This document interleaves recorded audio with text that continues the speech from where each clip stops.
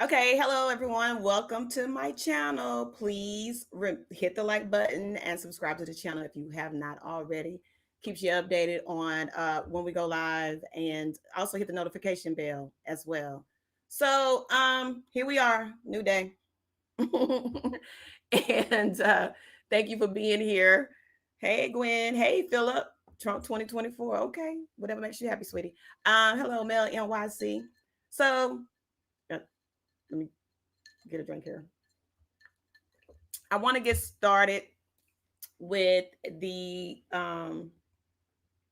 Donald Trump child and his whole his whole rally at the Madison Square Garden. So go ahead and hit the like button and let's get started with this, okay? I appreciate you all really being here. So Donald Trump's rally at Madison Square Garden showcased a brand of rhetoric that drew accusations of racism, particularly in his comments about immigration and crime, which many critics argued perpetuated harmful stereotypes. Okay. His language often emphasized a stark divide between Americans and immigrants, resonating with his base, but alienating others. This dynamic echoes Adolf Hitler's rally at the same venue in 1939, where he delivered fervent nationalist rhetoric that scapegoated Jews and other minorities, framing them as, hold on just a second, framing them as threats to the nation. We know that Donald Trump does this. Both leaders effectively mobilized their audience through emotionally charged language and a focus on perceived threats, using fear to galvanize support. Okay.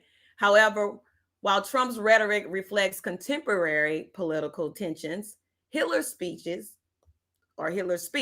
was rooted in an extremist ideology that ultimately led to widespread violence and genocide.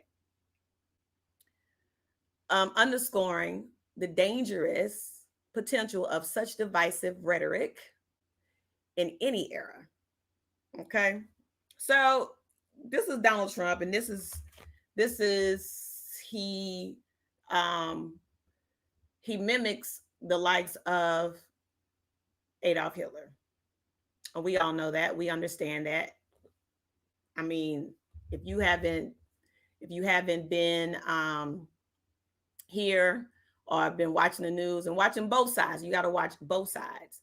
And I typically watch it all. I'm on Twitter a lot. I'm reading stuff and I'm seeing people.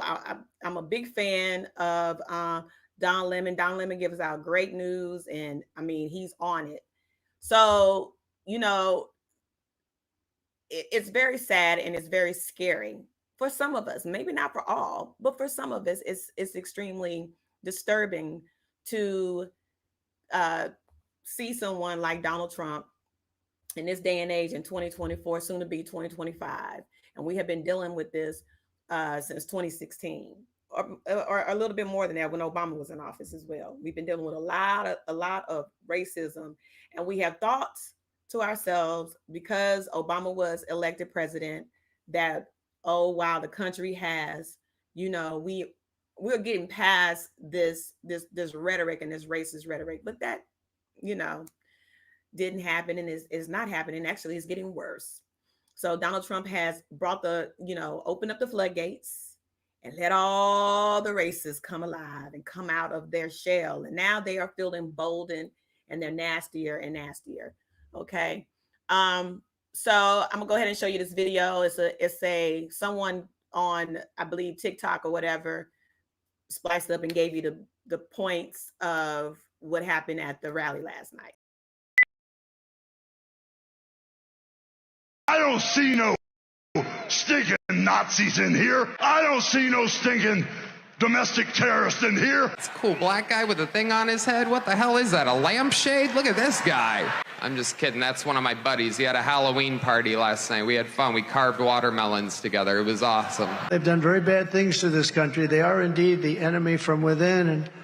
But this is who we're fighting. There's literally a floating island of garbage in the middle of the ocean right now. I think it's called Puerto Rico. As the first Samoan, Malaysian, low IQ, former California prosecutor ever to be elected president. The United States is now an occupied country. I welcome migrants to the United States of America with open arms.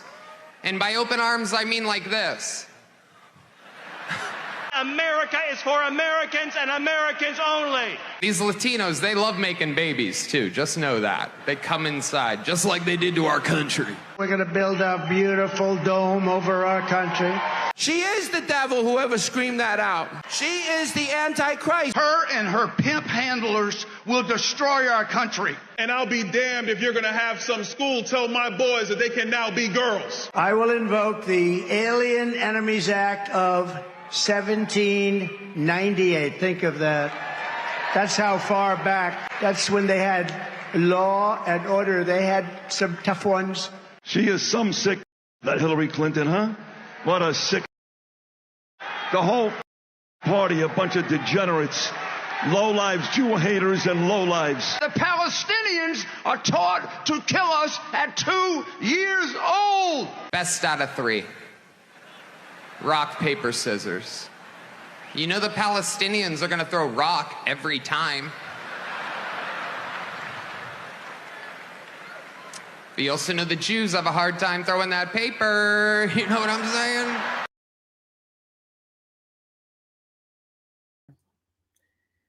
All right, so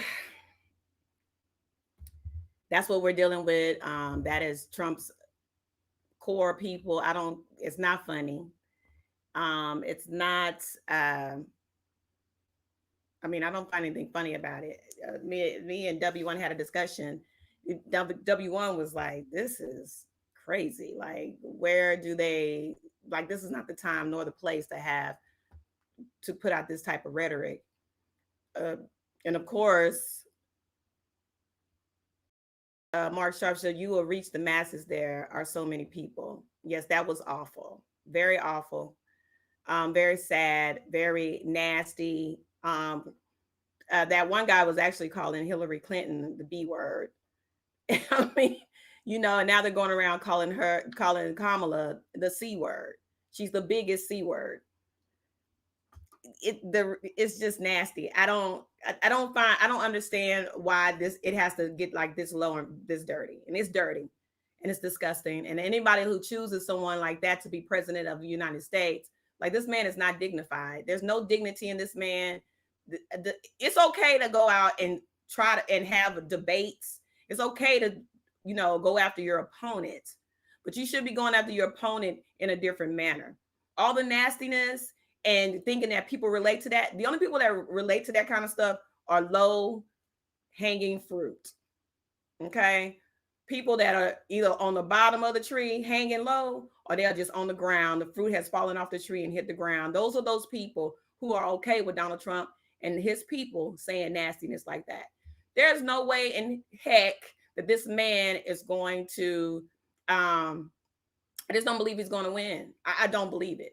And I don't believe that women are going to allow, this man to even step foot in the office with that type of rhetoric and that type of nastiness. And when they have daughters, what my friend told me the other day, that she works in the fashion industry out here. And I told y'all this before, and she comes in contact with a lot of men because she's in men's suits. And so she was telling me that she had a lot of clients that were coming in, and they're Republican clients. And they were telling her, look, I'm not voting for Donald Trump. I'm thinking about my daughter or my children. And here's the deal. I'm voting for Kamala Harris because I don't need this man to take away my child's right and the freedom of my child, my daughters or my children. This is what she was telling me, because she called me just like, oh my God, you got to hear, I have something to tell you. But they're not going to tell people about it because they're businessmen, they're upper level businessmen, CEOs and stuff like that. And she's saying that they don't want people to know because they don't want the backlash from anybody, but it's no one's business who they vote for. And they just don't want to, have any issues at work, because this is Atlanta. So they could be in the film industry. They could be doing whatever. This is a red state, or it was a red state. Hi, let's say, Williams, how are you? And so she's telling me, like, this is what it is. And these people are not voting for Donald Trump. They rather have Kamala Harris. They're not going to tell you who they're voting for. They're not going to say, oh, I'm voting for Harris, and I'm going to tell the world. They're not doing that. So there's a lot of closeted voters, white men, who are not are Republicans that are not voting for Donald Trump, period. So when I heard that, I was like, oh my goodness. So, these people aren't voting for Donald Trump. And I just don't think he's going to win. And regardless of what the polls say, I just looked at the polls a few minutes ago. Some people say she's ahead and some people say he's ahead. So the polls don't really matter. You won't know until the day. And like, let's say William said, vote blue up and down the ballot. And that is a fact. Vote blue up and down the ballot. I appreciate you all being here. So just remember, when you come in, hit the like button. If you're sitting in the bushes, you can like the button. Hit the like button. It's free. Okay. So Donald Trump allowed this comedian, I think his name is Nicholas or something like that. I don't know, because I really don't care. I didn't think it was funny. But this comedian happens to be a comedian that does what do you call it when you roast somebody? He's a roaster, and he's well known for roasting people. So that's what he does. And that particular thing that he said about Puerto Ricans and being dirty, that was supposed to be a roast. Here's the deal. If you haven't heard already, that was vetted. So whatever he was coming out to say, that was all vetted already by the Trump campaign. They allowed him to go out and say it, which was not the smartest thing to do. So I'm telling my husband, are they trying to sabotage Trump? Because this is not the time or the place to come out and say something so nasty and vile like that. Like, it's not funny. And it's very racist. And of course, the Democrats are going to jump on it and say that was racism, right? Regardless if you were being funny, and this is, I'm gonna make a joke. I'm a comedian. Everybody knows. I didn't know he was a comedian. Didn't know he was a comedian at all. So to see him stand up there and say something like this, all I know is that you are at a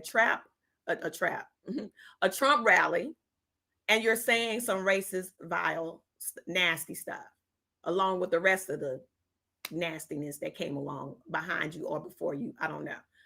But I was thinking to myself, wow, this is interesting. So my husband was telling me, he was like, yeah, he's a comedian and he roasts. That's what he's known for. Well, the Puerto Ricans didn't think it was funny at all. Okay. At all. Lacey Williams says she's up in the polls by 52 to the orange cloud 47. A lot of Puerto Ricans like me are voting for Harris, and it's going to be many more thousands more. Well, thank you. One of my very best friends happens to be Puerto Rican. I didn't even tell, he doesn't live here anymore. He moved out of the country. But I was going to tell him, and I can just imagine what he has to say, but I was going to tell him tomorrow, or I was going to tell him later, but I just got busy or whatever. So I found this article on Politico, and Politico says Donald Trump has a serious Puerto Rico problem in Pennsylvania. Many Puerto Rican voters in the state are furious about racist and demeaning comments delivered at a Trump rally. Some say their dismay is giving Kamala Harris a new opening to win over the state's Latino voters, particularly nearly 500,000 Pennsylvanians of Puerto Rican descent. Evidence of the backlash was immediate on Monday. A nonpartisan Puerto Rican group drafted a letter urging its members to oppose Trump on election day. Other Puerto Rican voters were lighting up WhatsApp chats with reactions to the vulgar display and raising it in morning conversations at their bodegas. Some are planning to protest Trump's rally Tuesday in Allentown, a majority Latino city with one of the largest Puerto Rican populations in the state. And the arena Trump is speaking at is located in the middle of the city's Puerto Rican neighborhood. Now that's crazy. Hey, sweet potato. So that's insane that you allow somebody to get on the stage and say something like that because you were vetted. Everybody that got up there to speak, they were all vetted and whatever they have to say. They always do that. And then you have the audacity to go to a area in Pennsylvania, Allentown, what is the majority Puerto Ricans, and you think you're going to stand there and vote for me because I'm the savior of your world, and we're letting all these immigrants in and blah blah blah. You just let a man sit up there and talk about Puerto Ricans being dirty. Are you crazy? I mean, put down the pipe or whatever you are sniffing, smoking, or popping, allegedly, because I heard today he pops Adderall. That's all that, whatever he does. So it's like, it's insane. It's like a slap in your face. And to me, it's like he's laughing at people. He's laughing at his supporters. He's telling his supporters, come over here. And this is why he stands there and he says all the stuff that he says. And he laughs at them while standing in his face. Like when he points at the black guy and said, that's my African American over there. That's a slap in your face. And it's nasty, right? And it's racist. And although the people say that he's not racist, like Byron Donalds, the biggest ass kisser of all ass kissers. And I said today, why is always the field Negroes that kisses massa's ass? It's always the field ones. I don't understand that. Like, y'all not ready to be free? Anyway, it's not the smartest thing to do to insult people at a large group of voters here in a swing state. This is what someone said. And then go to their home asking for votes. That was somebody said. The timing couldn't be worse for Trump. Almost a week before Election Day, he's pushing to cut into Harris margins among Latinos, especially young men who are worried about the economy. But the comments from pro-Trump comedian Tony Hinchcliffe Sunday night, referring to Puerto Rico as a floating island of garbage, has reverberated throughout Pennsylvania and elsewhere, prompting even the former president's Republican allies to defend the island and denounce the comments. And with the race essentially a toss-up, every vote counts, especially in Pennsylvania. So it is insane. John Godare said, I have mods in here, right? John Godare said it's already been fact-checked. Nothing was vetted. He is a comedian. That's what they do. It was the other way around. Everybody would have laughed and it would have been over. No, it wouldn't have been funny. John Godare. I hope you like, since you're over here commenting, I hope you like and subscribe. But let me tell you something. Had it been the other way around, it would have never been the other way around, because Democrats don't do that. So we can sit here all day long and we can say that, the Democrats are going in. The Democrats are saying this. The Democrats are doing this. This is why he got shot at, because of the Democrats. It's because of Donald Trump and his nasty rhetoric. This has always been his thing. It's always been his thing. I went to the rally out here in Georgia that she had, and it was no nastiness whatsoever. We stood in line for 3 freaking hours to get in, and people were nice and kind. Okay. Nobody was in the stands saying nasty stuff about Donald Trump that I was sitting around, and it was a mixed crowd of people. Okay, John. And she didn't say anything nasty. And every person that came out, they said, no, we cannot have we cannot have the racism. We cannot have the rhetoric. We're not doing this. We're not going to sit up here and do this. We talked about the facts. Okay. Now that was fact checked. I don't know how fact checked that was, but I watch Fox News, and everybody's saying, I don't know if you watching Fox News, but everybody said you get vetted for that stuff.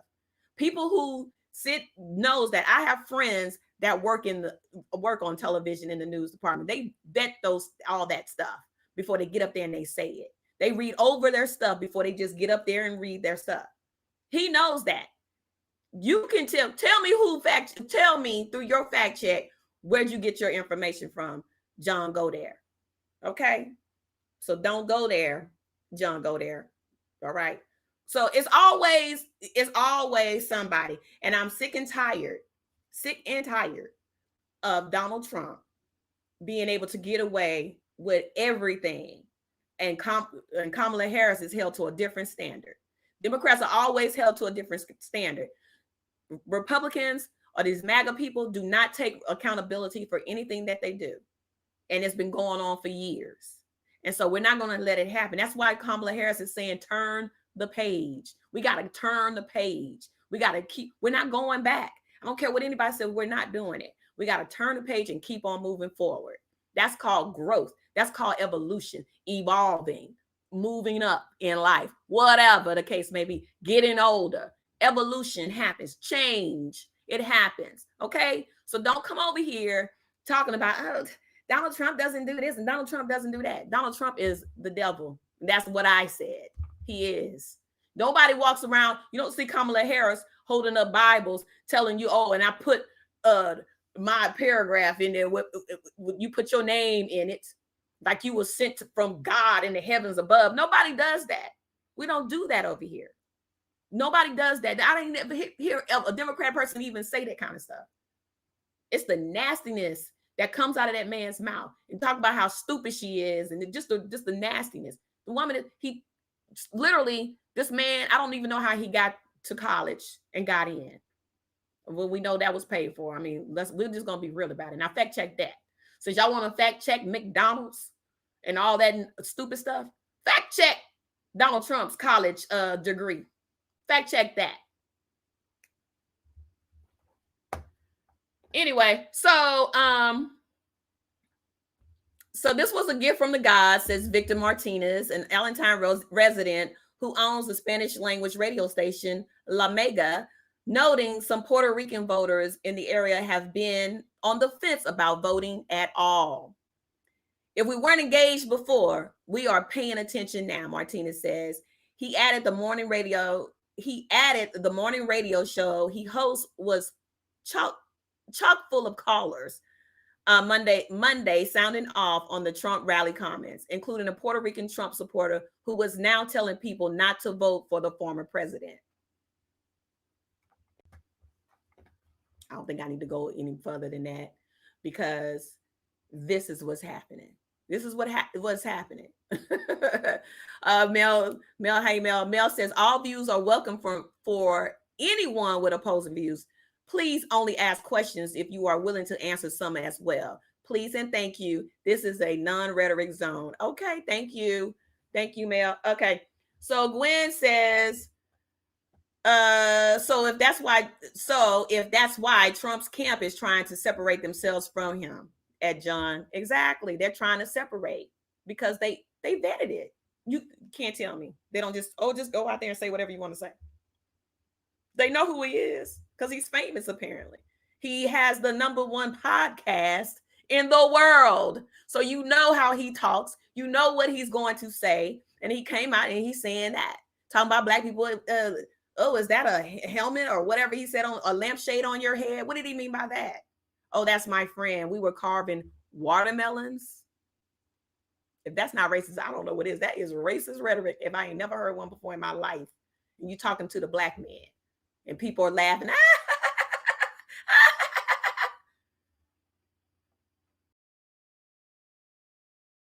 That's racist.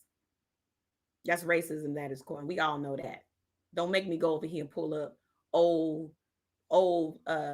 pictures of black people looking like big eyes and big pink lips eating on watermelon.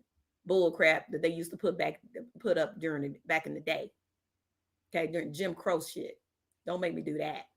Because I ain't got a problem. That's racist. But nobody's talking about his little man syndrome stuff. And we'll talk about little man syndrome stuff. Me and my cousin, let me say this.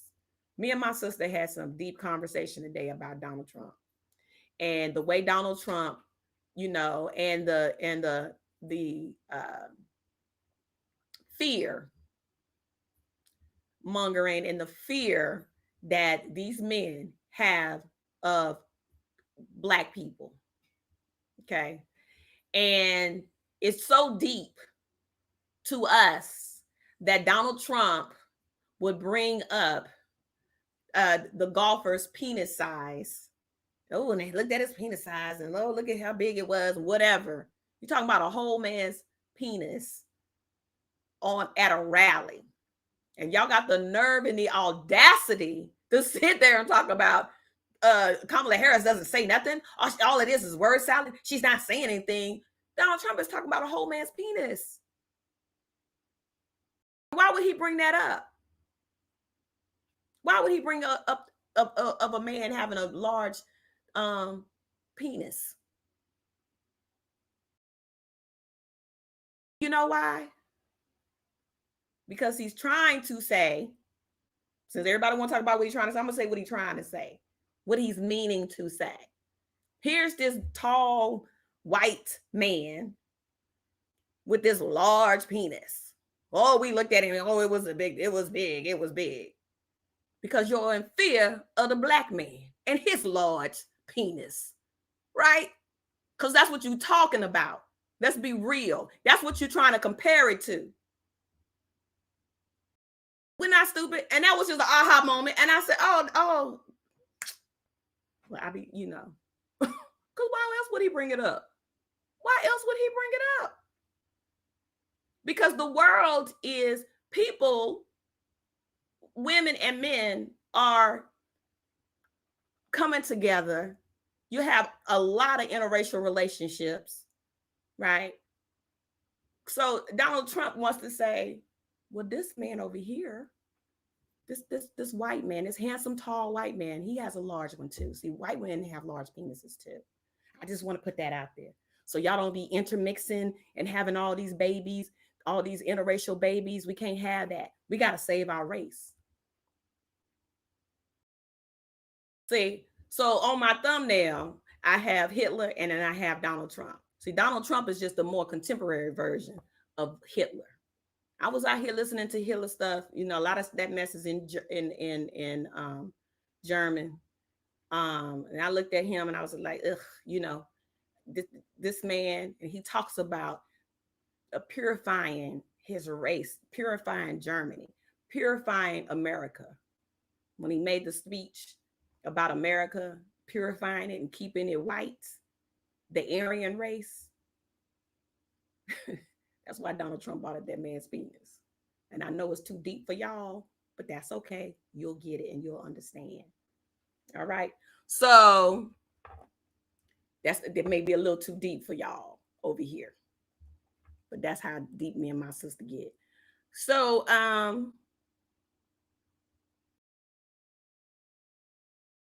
let's see if his pink ass laugh when he goes to prison, right? That's what I say. Anyway, so Donald Trump and hold on.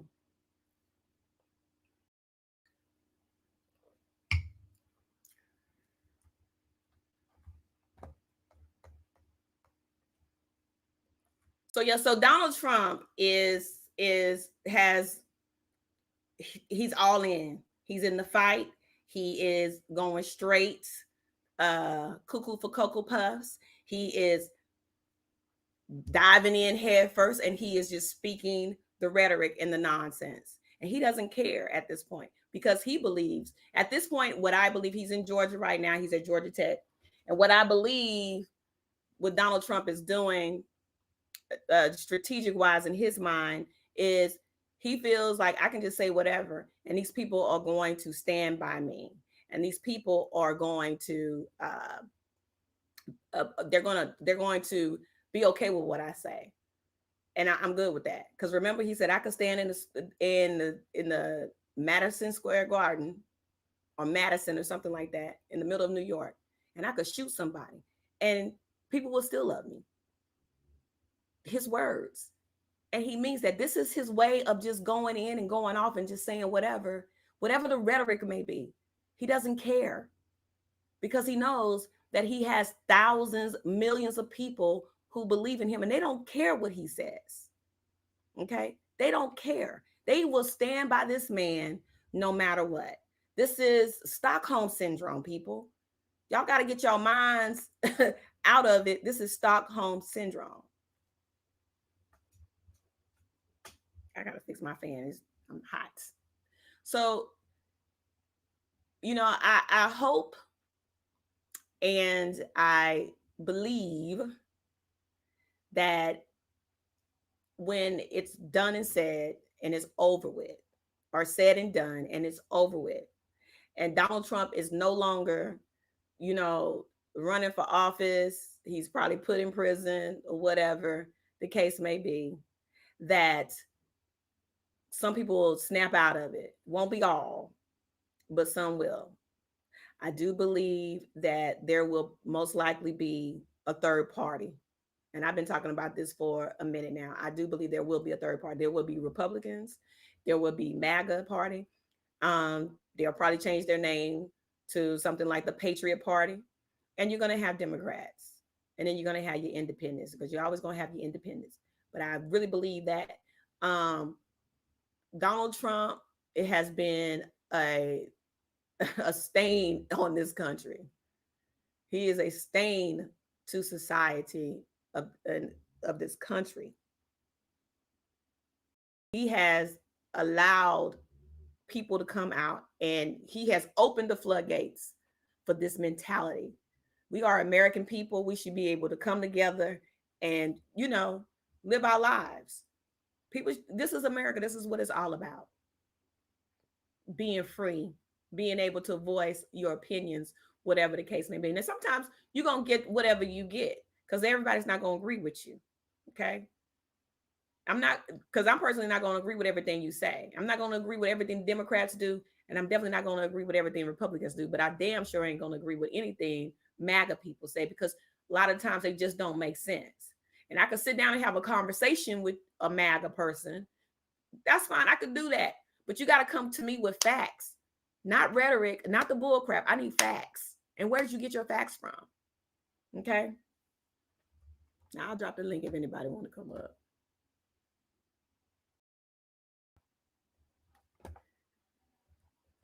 I mean, it's just like, what was it, 2 weeks ago when we had a young guy on, and then he was saying that he was young guy.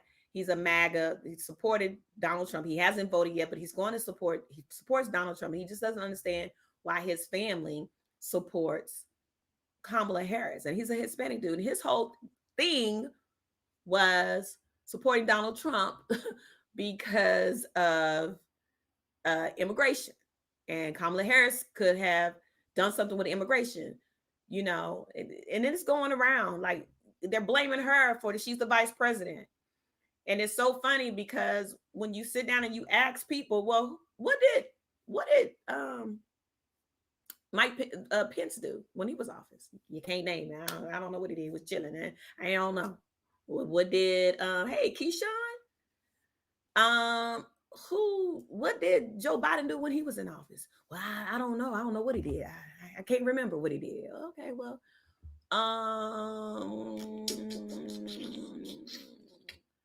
I can't even remember who Bill Clinton's VP was. Who was George Bush's VP? I can't remember. Oh, but Kamala Harris, she ain't doing enough.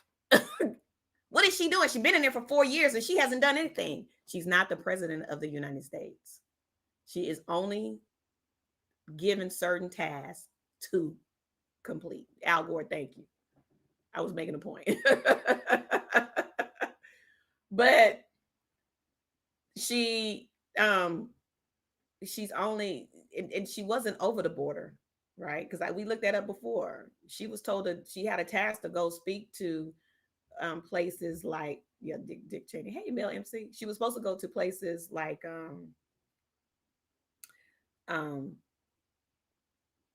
Venezuela and sit down and talk to the president to figure out a way that they could come together, put infrastructure inside their communities, which would help stop the influxion of people crossing the border.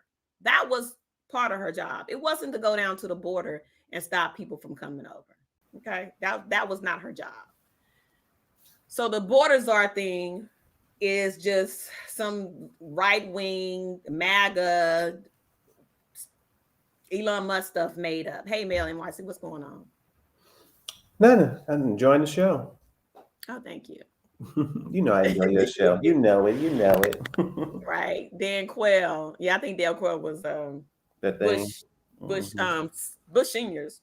Yeah. Excuse me. No, I think Bush. that for me, that's you. The point, yeah, I think that for me, the idea that they keep asking, I don't know, it just feels like there's so many different groups out there. You watch documentaries, you know, you have the Scientologists, you have just different, different groups of cult like member things. And with these people, and I'm not saying all MAGA people are, but with these kind of people, they have a very annoying habit of asking a lot of questions and never answering not one thing that you can give them. Never. It's almost like having a one-sided like attack. They ask questions, but they never answer anything, and that's the same thing Trump does in all his debates and all his things. I think that for me, if the man came up there and he didn't just think that everything was fake news and all this kind of stuff, maybe he would do better than he does, whatever. People go, well, what did they do? The fact that many people are alive and breathing when when the vice president, excuse me, when the vice president Biden got this country was in a state of emergency. Mm-hmm. People were literally were perishing. They were gone because of this thing that was mismanaged by the previous person. Right. So the fact that we're alive and and the economy was shut down. We didn't have an economy. We had nothing. Everybody was getting the checks that Biden wrote, and we were trying to stay alive. People were working from home. People went on YouTube. People were doing things they had to do just to keep their minds together. And over that time, when this virus came into the country, so many people still now they unalive themselves because of all the stresses that happened, like the devastation of mismanaging America that Trump did in his first term was devastating. We had Right. protests, we had all type of stuff.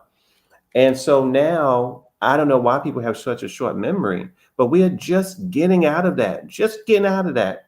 And now all of a sudden we getting on the good foot, basically, to keep it real. You want to give it back to the person that put us on the bad foot in the first place? Like that makes no sense to me at all. And the way that they talk about people who don't look like them, and these be the brothers and sisters that be the biggest voices. You could go to a rally. I said this to you about 2 years ago. I said, Miss Sonny, I've been thinking about something.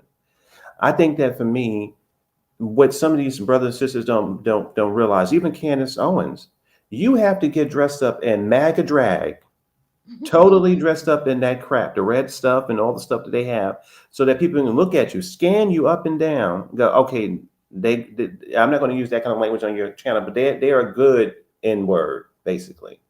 Yeah. And maybe they even say it to their face.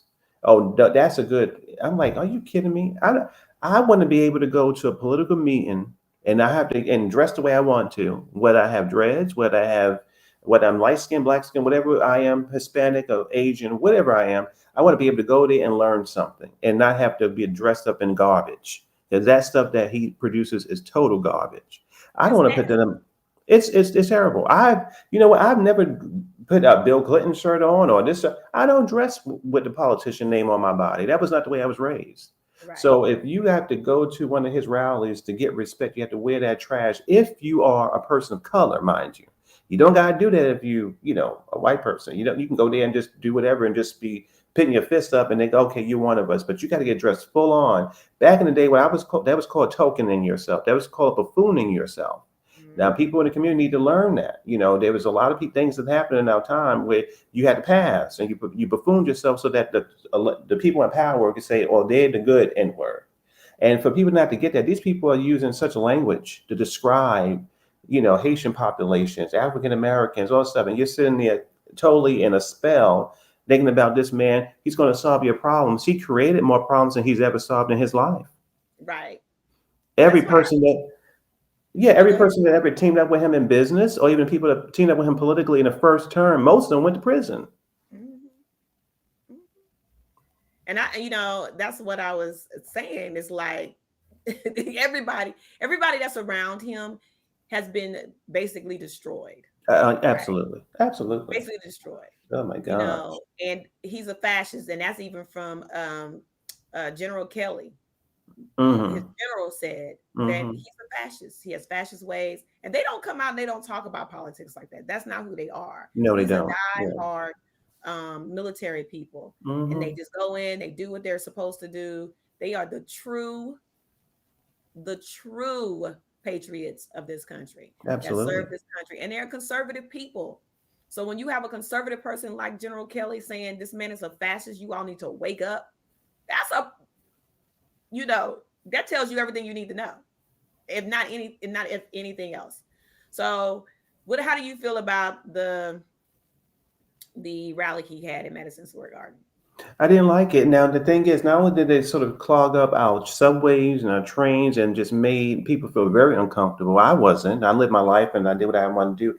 Even today, there was still some stragglers, and I was, going around and everything that they still had that, his mask on and his signs, and they were out here screaming stuff. Again, it's New York City, so you're not gonna. But it was annoying. It was annoying, and I thought that the speakers were had no talent. They were garbage. And you made a good point there about people being Hitler-like, and I hate to use that word. That it's true. You can be a conservative and not believe in the genocide Mhm. of other people who are not like you. That is totally 100% true. That is that. Mhm. You know, yeah, that's okay. That's true. You being conservative does not mean, excuse my French, does not mean you're a member of the Ku Klux Klan. Those things don't always go together. It does not. It's a total separate thing. That's why when I said, for me, this election, you know, for me, you have a national terrorist on the ballot, and then you have another person. That's just the way it is. Now, people, if they really want to get in their feelings, and I don't know, they don't like Biden, they don't like this, they don't like that. But you know what?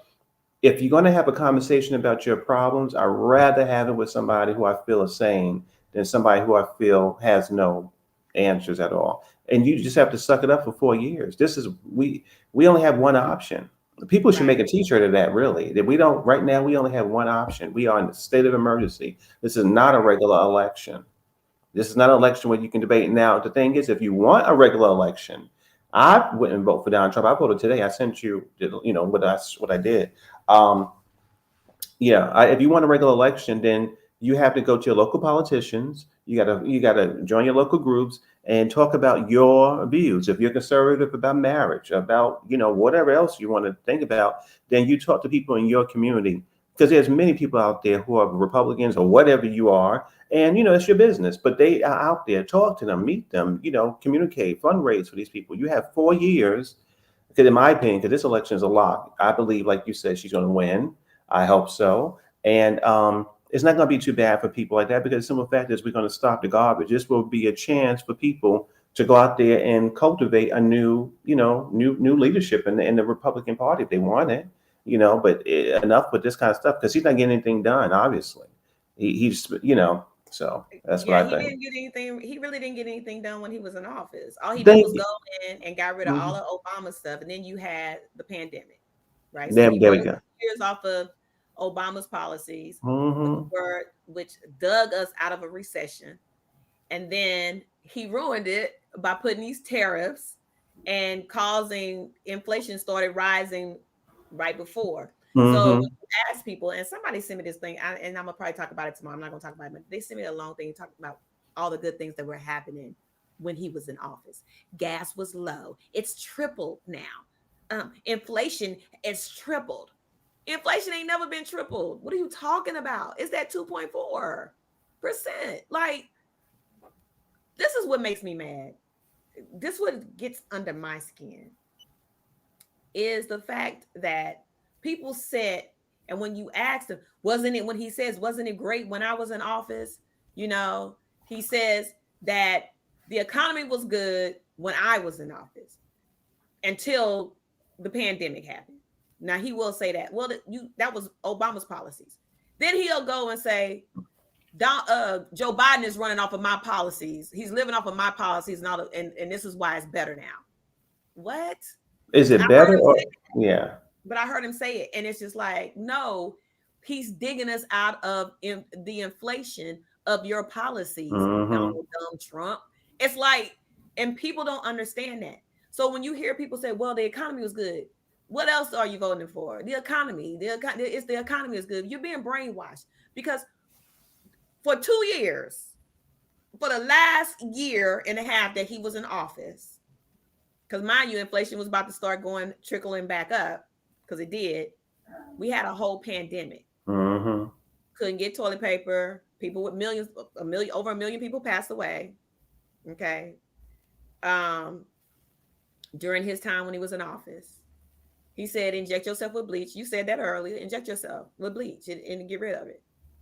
Of course, gas was down. Nobody was going anywhere. Right. Right. Right. Of course, you could take flights. Somebody said the flights were cheaper. Yeah, because no one was flying. Listen, the airports were giving away tickets at one point. They were giving away tickets. They were giving away. They were like, oh my gosh, they don't want to go to Tahiti to what the people in America. First off, we have to remember. I think what was the thing?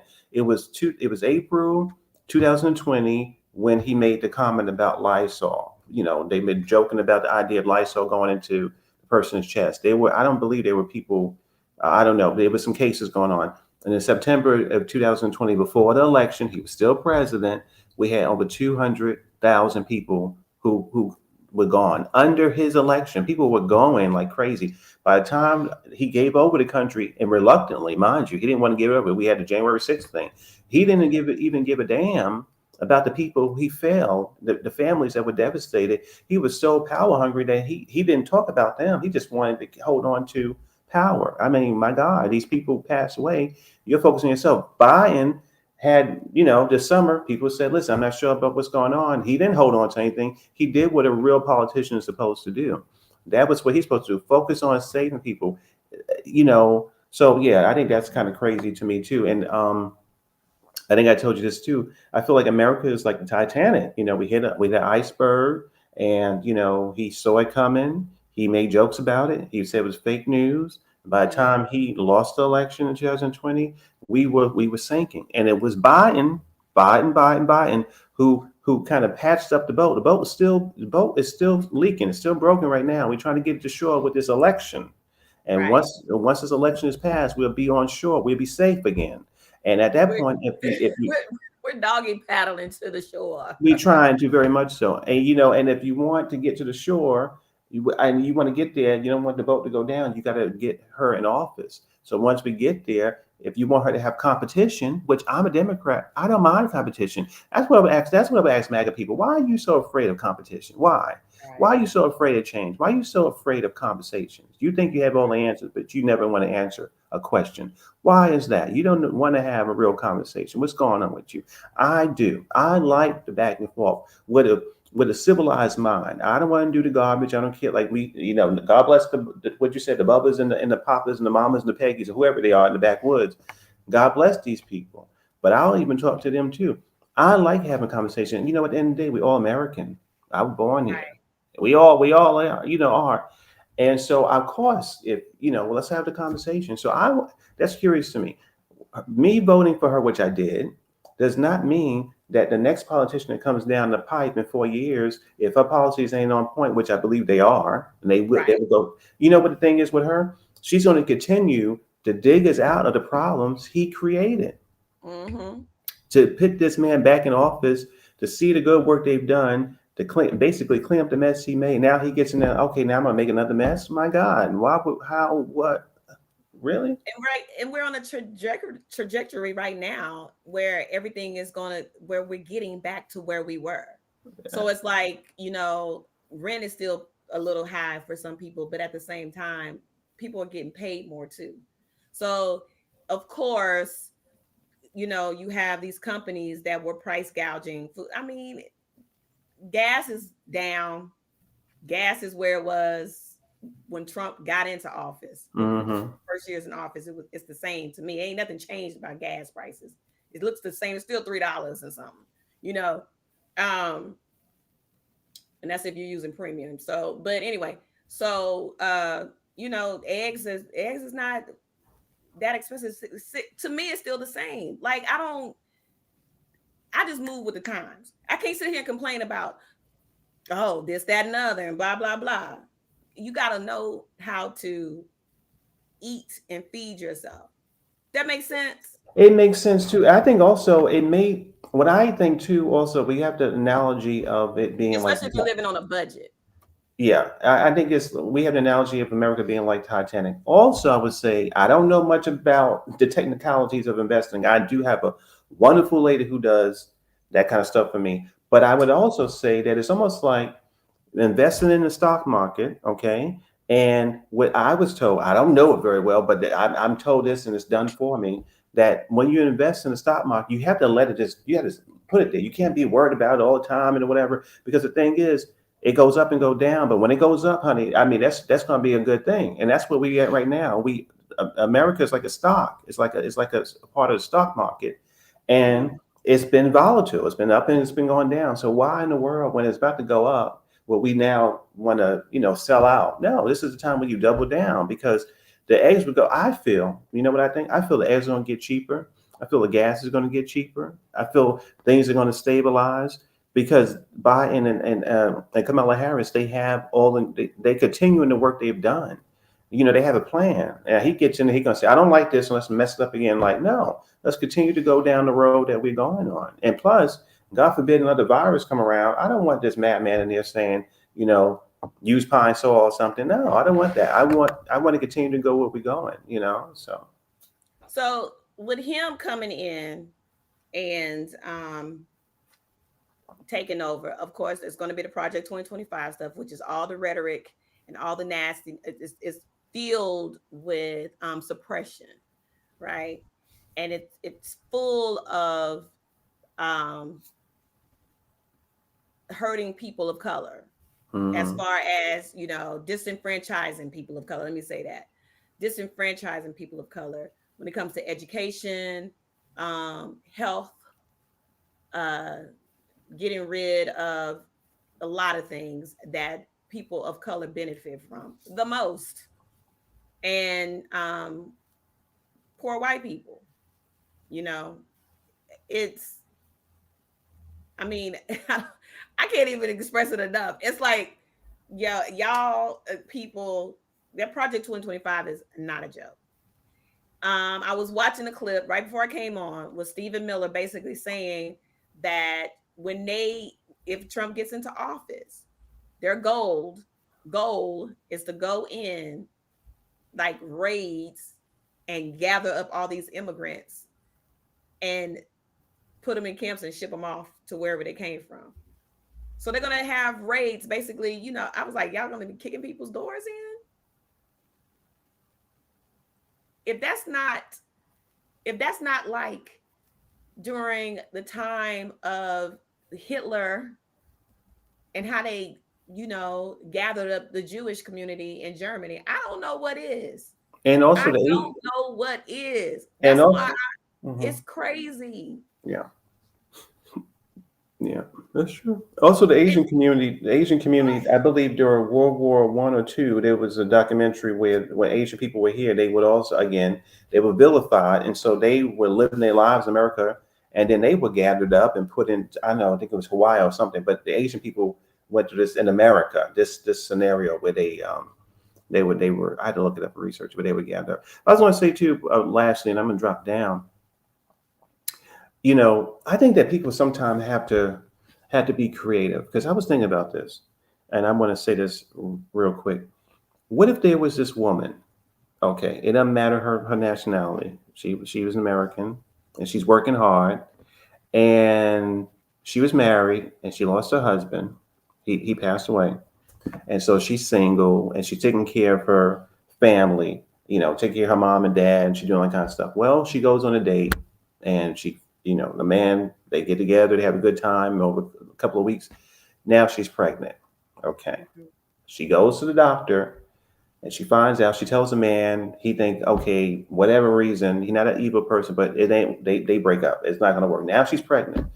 The doctor says to her, okay, not only is your baby having some difficulties, but you're now experiencing preeclampsia, some other complications and other things. And now you didn't have diabetes before, but now you got that. Like, your life is now in danger. You're having heart problems and all type of stuff. And I feel that it might be it might be a medical emergency for you to, to get treatment for this, because if you go full term, it's going to be a danger to your life, and also your baby has developmental issues or some other things. Okay, here we go. Boom. Now she's working. She don't got $300,000 or $400,000. Okay, she has a baby. Now she has medical issues. The baby has medical issues, and she's alone. And she doesn't have all these. She doesn't have the father's not around. She's taking care of her mom and dad. There are millions and millions of people in America, man and woman, who are in that scenario. And Trump has never come up with a solution for these people. That person I just described will ultimately end up somewhere on the street or somewhere. And I remember, I think in California, they said, well, if you end up on the street, or if you have these medical conditions or these problems, you are now considered a criminal in America. Right. You have a medical condition. You're a good person. You're paying your taxes. You're not committing no crime. But God helped you. You had a relationship. It didn't work out. You have these medical issues. Now your baby has medical issues, and you're trying to make ends meet to pay for yourself, your baby, and your parents. Okay. Mm-hmm. And now you can't go and get medical treatment. And now guess what? The government don't want to help you treat your baby. They're like, okay, well, you can't afford the medicine that you need. So this is what's going on with America right now. And Biden and Kamala Harris are trying to solve the problem. In Trump's America, this person would be considered a criminal because they followed the rules. They didn't go out there and say, okay, well, let me go and try to. It's going to hurt me for the rest of my life, but I have to make a decision. It's going to help me and my family, so I got to go to the doctor, and I have to figure out what's going on. I've now been forced to, do this thing, and now I'm in danger. I'm financially broke, and what are you going to do for me? All they can do is put you in prison or see you as a criminal. That's Trump America right there. Yep. Now that's happening for the most vulnerable person. Now let's talk about a rich person. You talk about this a lot. We had Oprah talk about this, and other people like that, Tyler Perry and other people. If they go dressed as a regular Black person into any establishment, into a MAGA rally, or to any other thing, I always call it dress up and drag, and people laugh. Basically, you put your diamonds on and stuff like that. But if you go in as a regular person, what you should be able to in America, you get treated badly. And so when the brothers be out there say, oh, well, he's going to take me to the promised land. He's going to make me get a millionaire. But let me tell you, when you become a millionaire, these people are billionaires. And they telling you that all that money, they still not getting respect. They're getting pulled over. They being harassed. They can't shop for something. They looked at as criminals in these stores. So what are we talking about here? Why, you can't make enough money. And if you're a good person, you have a medical issue, now you're seen as a criminal. Right. Which is, So Miss Honey, so these people, so when I go to the different spaces, like the conservative space, and I lay it down like that, they all get gay. And I'm like, I don't know, but no, I don't give a damn about no she. You answer my question. What about these people? And what about the rich people in America and up here that's got $1 billion? They say they having problems. What are the solutions? They Black. They want to get tax breaks, but yet when they go out there, they getting their cars pulled over. They say they don't own their cars. There was a politician here who was a politician, senator. He was pulled over by the cops. Who he is in charge of their salaries and stuff. So listen, you can't get high enough in your field. You can't make enough money to be protected from the MAGA Trump kind of people. So you got to really understand that, money is not the solution to everything. It truly is not. Respect is, dignity is, and having human rights, So. Right, and that's why I always say, what is your money without freedoms? Hey, Mel, how you doing? Hey, Sonny, I'm good. I just wanted to share a situation that's happening here local. To me, the local conservative news outlets have caused absolute panic with this Haitian situation, because we have quite a few Haitian immigrants that live in our community, and they work in the poultry processing plants. And it even went so far as we have a superintendent of education in a county just north of us that he went in and fought for federal funding to get extra help for the students, the English as a second language students, to help them to bring his school system up to par. And he did, just within a matter of like 5 years. That school system has won all kinds of awards nationally because of the things he's done. Well, now that all this hate has come out against the Haitians, They have let this man go. They have fired him from being superintendent of education in Limestone County, Alabama, because he, like I said, he was welcoming the immigrants. He was helping them, to learn English. He was helping the community for these parents to feel like they were a part of the community. It's just to read about everything he did is just amazing. And now all this panic that Trump has caused, they've taken all their federal funding away. They no longer have the special English as second language aids to help these students. And those kids come in, they learn English, and then they go home and they help their parents learn English. I mean, it's just the whole community, everybody in that community is just heartbroken because they embrace this. Like I said, the biggest employer up there are the poultry processing plants, and that's who works in those plants are the immigrants. And if they start rounding them up, you're going to see American businesses close down. I mean, it's very, very sad. It's just a sad situation. It is a sad situation, and that was one of the things. A lot of people, I'm hearing a lot of people say that, okay, so you're going to round up all the immigrants, and then you're going to send them back to where they came from. Who's going to do those jobs? You're going to lose a lot of businesses. A lot of businesses are going to be closed down. And I told my sister, I said, no, because they expect Black folks to do those jobs. See, those are Black jobs. So, because that's what he's saying. They're taking your Black jobs. They're taking these people come over here taking your jobs, your Black jobs. So that's how they see Black people not doing corporate jobs, not being doctors, lawyers, presidents of the United States of America, working in the government. They see them as working in the fields. Come on now. Oranges. They see them doing slave labor type of jobs. That's how he sees us. And so that is why I put the picture of Hitler and Donald Trump on the same, because he's mimicking the same rhetoric. And it's like, absolutely, you can't see it, something is wrong. And if you're ignoring it, then you're just a fool in a clown's hat. You are the jester. And this is why I said it's always the field Negroes are the main ones, but are the main ones sitting up here lifting this man up as if, he has, it's like whatchamacallit on the Django. Oh, massa. I gotta take care of my massa. I'm like, y'all don't want to be free. Y'all don't want to be free because you're still a slave in your mind to sit up here and think that this man has your best interest in heart. You cannot. Byron Donald said, I saw a clip of him today, literally say, how can you think that he's a racist? I'm from New York. And I support Donald Trump, and I wouldn't support anybody like that if he was a racist. No, what you are is ill-informed. Is the C word. No, he's not ill-informed. Byron Donalds is a slick talking, he's getting paid behind the scenes. See, Byron Donalds is not for us. That's real talk. Byron Donalds don't care about nobody but Byron Donalds and his family.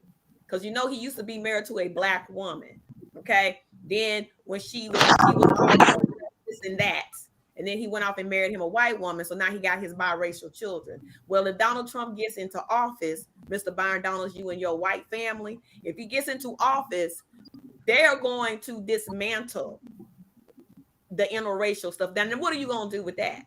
Because that's part of it. So y'all got to dig deep into that Project 2025. Because when they start getting rid of transgender rights, LGBTQ, all their rights, right? Get rid of your civil rights. Somebody said, oh, well, yeah, we don't want Black people married to white people. Now that's going to become a law once again, right? So it's like, I don't understand it. And that's why I say it's always people like Byron Donalds. And I just saw another Black man on Twitter go off on somebody else, like literally go off on someone in the hold on for a second, on Twitter, going off talking about I'm voting for Donald Trump, a black dude, older black man, an older black man, talking about voting for Donald Trump. How can you get this woman? She don't know what she doing, blah, blah, blah. And it's like the hatred for black women spews out of people like him, this black man, who probably had to sit in only white sections because he's an older black man. Uh-huh. So when I hear stuff like this, like, did y'all forget that when Martin Luther King crossed that bridge in Alabama for civil rights and your right to vote, and you're sitting here and you are signing away your rights by voting for a person that's telling you I'm going to snatch away your civil rights in Project 2025, although he tells you every single day that he stands up at a rally, he's telling you, I'm snatching away your civil rights. I'm getting rid of Roe versus Wade. I've already got rid of Roe versus Wade. Now I'm getting rid of the board of education. So you're not going to be educated because he'd rather you be dumb. I'm taking that money from the board of education and I'm putting it in a private sector. Private schools, by the way. That's private schools. Now, if you can't afford private schools, I already talked about this. If you can't afford private schools, your child won't be going to private school. And they're going to integrate. It's going to be separation all over again. There will be no integration because now, oh, and by the way, they're going to wipe away. Like if you can't say anything negative about someone white, then that would become racism. No more white racism. No more racism towards white people. That's in Project 2025. It's there, black and white. You got to pull it up. You have to read it. It's like, I know my goal was to go through the 925 pages, but it's complicated, you know, and me sitting up there trying to go through the whole thing, that would be every single day. I don't have the time, and to be honest, nor the patience to sit up there and read all of that hateful stuff. It's a shock to your system to know that this is going on. It's scary. It's very scary. And if you have never, ever in your life, you Gen Z people out here voting for Donald Trump because he's a man. He seems tough and, you know, you ain't never had to deal with that. You never had to walk through back doors and you never had to drink from only white only fountains and people not going to serve you because you're not the right color. I don't have to serve you. You never have to endure that. I never had to endure that, thank God, but my daddy did and my mother did. That's how close it is. That's how it wasn't that long ago. Uh-huh. And what we're doing now is we're watching history repeat itself. And what Kamala Harris is trying to say, or is saying, we're not going back to that time. Now, Donald Trump is talking about going back to 1798 or something. 98. Uh-huh. When there were slaves. Right. Okay. When there were slaves. And lynching. And you couldn't vote, and women couldn't vote. Women didn't even have any rights. Remember, it wasn't until 1980, even in the 80s, a woman couldn't even have a credit card. 1988. It was 1988. I think it was somewhere in the 80s. Yeah, where a woman couldn't even have a credit card. She had to have our bank account. Yeah, she had to have a husband sign co-sign. Co-sign for her. That's the 80s. So you allowing someone to come in and destroy everything that we have accomplished as a nation and that people have died for, who have fought for as a nation, to, you know, push us all the way back to madness, where white men can just rule all over again. Because why? Because the golfer's penis is large. You like how I weave that back together? You understand what I'm saying? See, to catch that, because it's all about, you know, the penis size, and it's deeper than that. It's very, very deep. And so, Oh, absolutely. Yeah, that goes real deep right there. That goes real deep. For that man to sit up there, that's that 80-year-old man to stand up there and start talking about a whole man's penis size, tells you all you need to know about and talk about it. And they in the background laughing. A whole bunch of men in the background just cackling up. Oh, yeah, that was funny. Yeah. Oh, he's so funny. But you know what's going to happen? They'll be marrying 12-year-old girls again, right? Having their babies. Okay. And the ones that pass away from birth, oh well. That's color purple time. That's color purple time. It's going to be very what's the word? Handmaid's Tale. Handmaid's Tale. Very much so. I mean, it's written in black and white. I don't know what else to say. But you have 7 more days to get out there and vote. If you are undecided for whatever reason, you undecided. James Carville said when he goes and has this rally at Madison Square Garden, it's going to mimic Hitler's Madison Square Garden. And I watched some of the Madison Square Garden Hitler stuff. I was like, it's all in black and white, so it doesn't seem real. It just doesn't seem real. I mean, you know what I'm saying? Because we are so numb. Desensitized? Yeah, and numb to what happened. A lot of us. So what we're doing is, well, not all of us, but we're just letting history repeat itself. If I hear another person say, "Well, I ain't voting because, I don't know why. I just don't vote for what." And a lot of these Gen Z kids, they're not voting. They're telling you that they're going to vote, but a lot of them not voting because what for? Oh, I don't, But see, even I was like that when I was 18. I voted for the first time when I was 18.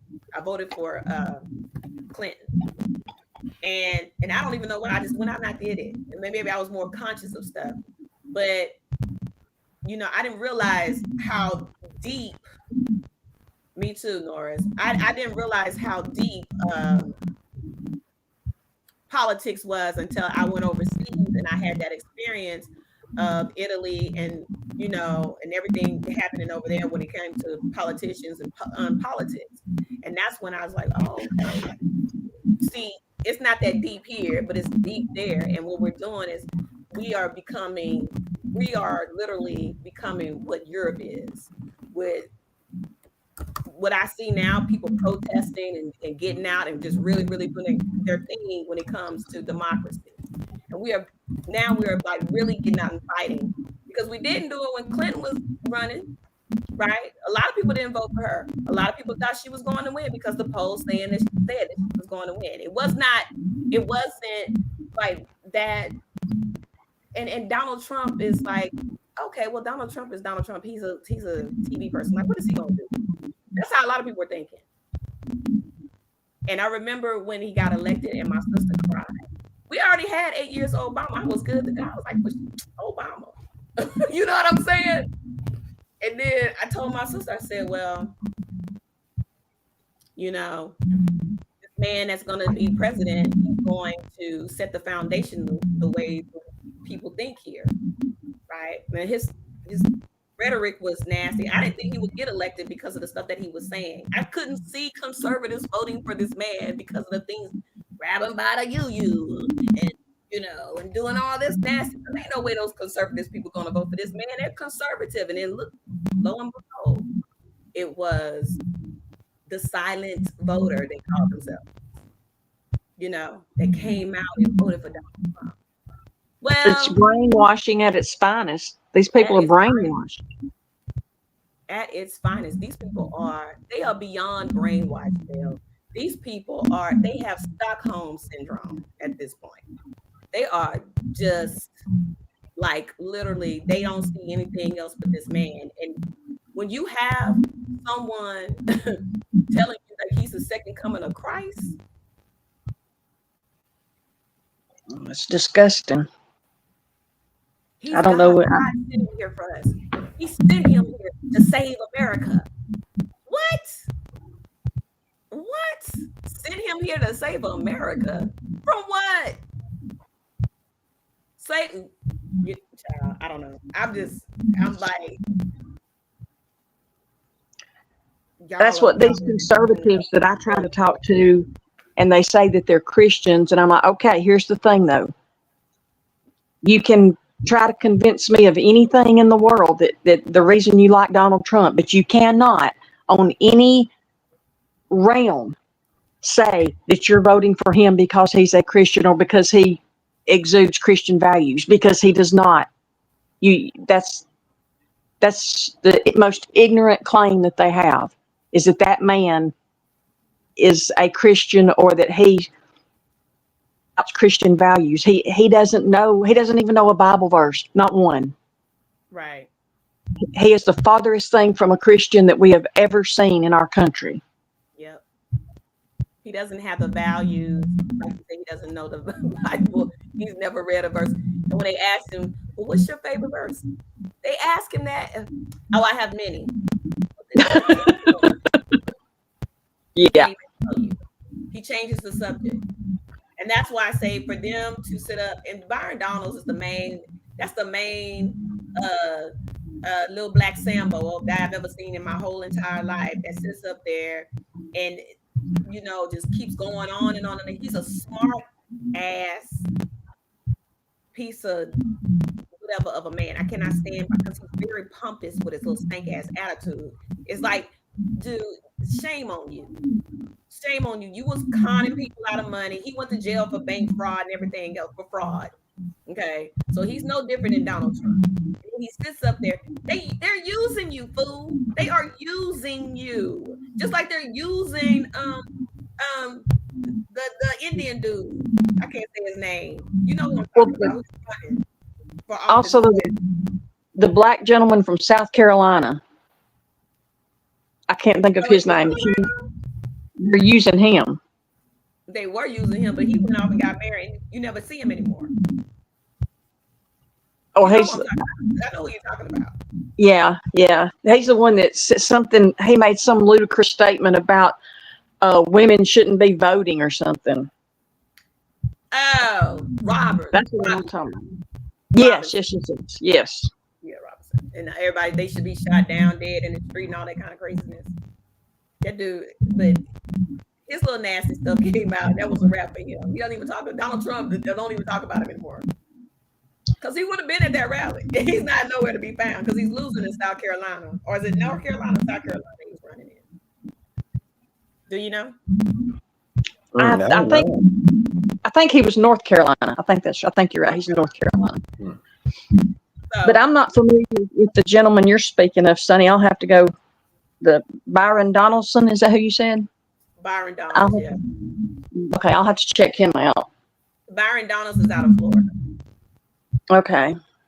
Yeah. Say no more. And he's a high funky mess. Like I said, he was married to a black woman, and they were married for years. He met her in college because he went to HBCU, I believe, and then he went to another college, and then he met his wife that he's married to now, who happens to be a white woman, and he changed his whole views. This is what she was saying, and he just changed, like, and it was, to her, it was like, what? Like, he just, and now he's, you know, and nothing wrong with interracial relationships. I don't have a problem with that, but it's like when you're spewing all this bullcrap, and you know that bullcrap. Like the Herschel Walker effect. Yeah, you know that is bull. You know that is bullcrap, and you're sitting up there just running your mouth, and you know what you're saying is bullshit. It's like you're looking in my face, and you're telling me that he's a great liar. So he's just like Donald Trump. He's just a great liar. Donald Trump is a great liar, can sit in your face and just lie and then say it wasn't me. That's how Byron Donalds is, the same exact way. The same way, and it's like, and then he's nasty with it. To me, he's worse than Donald Trump because it's like, what are you talking about? And I have facts right here, and I have all these facts right here, and then, you know, I'm just like, this dude, you can't. He probably had with blank pages, probably. Huh? He said he probably had blank pages. Well, he went on Charlemagne's show, and he went on to Charlemagne show and he was talking, and Angela Rye was up there, and Angela Rye was giving him the business, and so he pulls out all this information about Kamala Harris and the things she hasn't done, you know, and I'm just like, dude, and he's trying to debunk her story, and Charlemagne was basically like, okay, you had okay, what is this? And then what's her name was like, hey, don't come over here with all that, because you know Angela Rye is about the business. She ain't gonna sit up there and just play with you like that.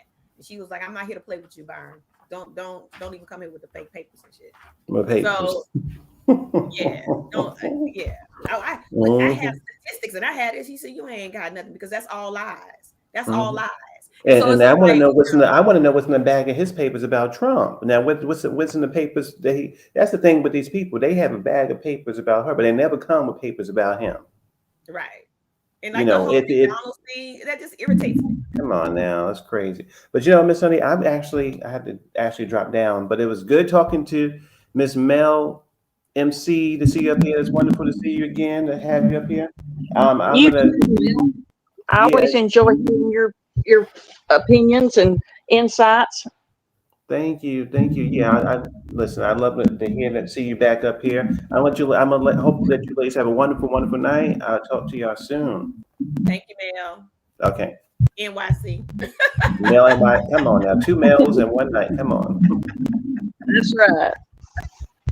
I have to like Mel NYC, Mel MC's here. Okay, Natasha's in the house. I hope y'all hit that like button. But yeah, so you believe the way I believe when he brings up Arnold Palmer. That's his name, the guy's name, Arnold Palmer, the golfer. Yes. And so when he brings up his the size of his penis, that's a symbolism that he's talking about. It's code. It's code. It is. I'm glad you got it, because I was like, y'all don't get that. I got it, because it was just an aha moment. I was like, oh, that's why he's doing it. It's just, it is racial. It has racial epithets behind it. That's why I was like, this is crazy.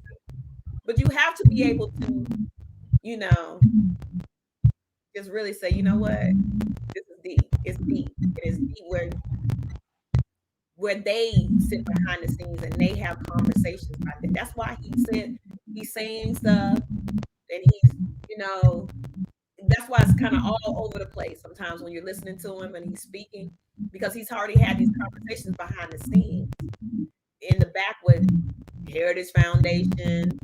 They talk about Project 2025. And so when they're putting all that stuff in his head, he's saying, oh, okay, this is what I'm talking about. Because he doesn't have bullet points. He just hears what they're telling him. And then he goes out and he speaks. And that's why it's so rambled in his brain. And he's weaving all this stuff together, because he's heard all this stuff, like the cats and the dogs. They're eating the cats and the dogs. He's not getting any facts, because he's been asked, where are you getting your information from? I don't know. This is what I heard. Right? I heard this. This was told to me. This is what I heard. So he's just repeating things that he hears. So if he hears something funny, like, oh, if we don't stop what's happening with these, with our women,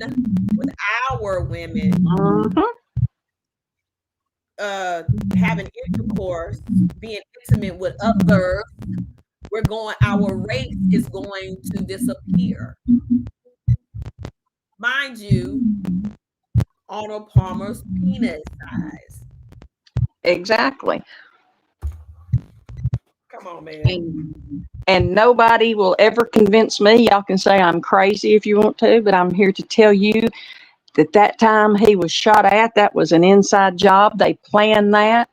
That was nothing but a little spectacle to get everybody's attention and for everybody to see how he like to portray him as a messiah.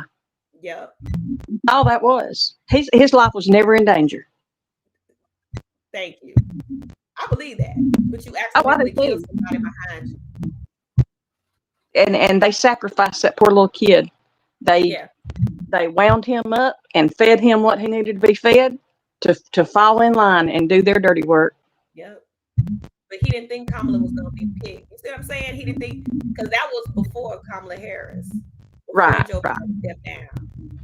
So yeah, exactly. It's like living in the Matrix. They're putting out what they want us to see, and then you either taking that red pill or the blue pill, Yep. and you either want to see the truth or you want to believe the lie. And a lot of people, which they say it's going to be 80 million people going to come out and vote for Donald Trump. I don't believe that, but whatever. I think his number's going to be less than it was before. It's going to be a lot of people. If anybody getting 80 million or 85 million, it's going to be Kamala Harris. And I think Tucker Carlson believes the same thing, because he says, racist stuff that he said. So what? She gets 85 million votes. Why you pick that number, Tucker? Why you say 85 million votes?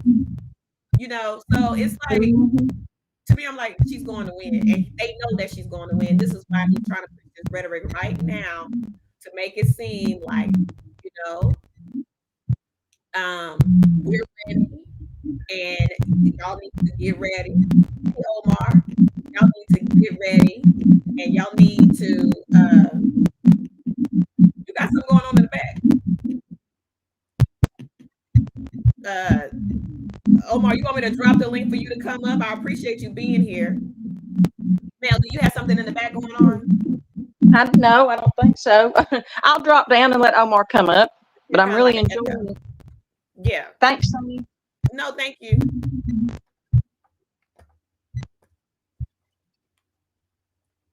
Well, I'll drop the link, Omar, if you want to come back. He says, yo, I'm back. So, I really believe that a lot of it is, it's a lot of, that they're pushing onto people, because people are not going to do their research, and he knows it. He knows who he's speaking to. Someone else famous, I can't remember, I think it was Mark Cuban, said that this man is laughing at y'all. He's laughing at y'all. He does not support, poor people. He is literally, okay, y'all vote for me, blah blah blah, and walk him and Elon Musk in the back, and they laugh. Look at all these people. Look how stupid these people are. These people are stupid.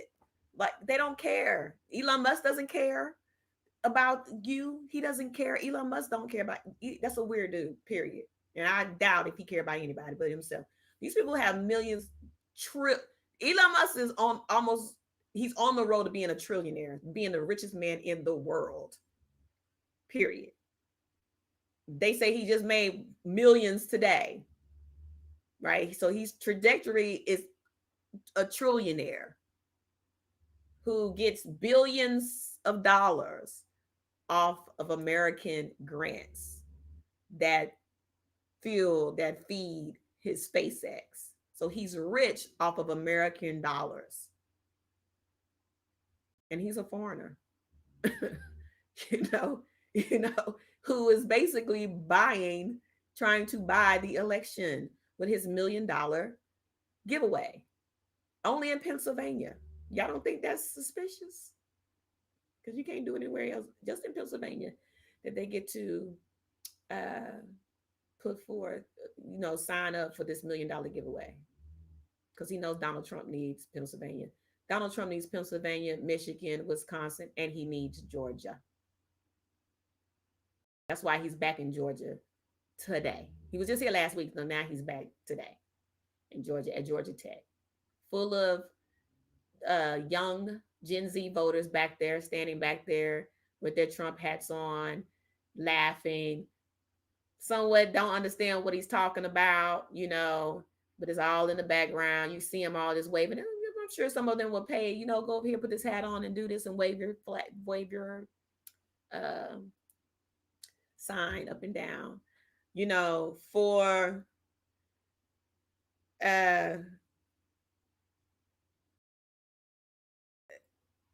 keep it classy, Houston.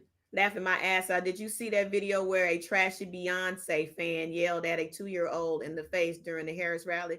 She said, "I don't give a F." No, I didn't see that.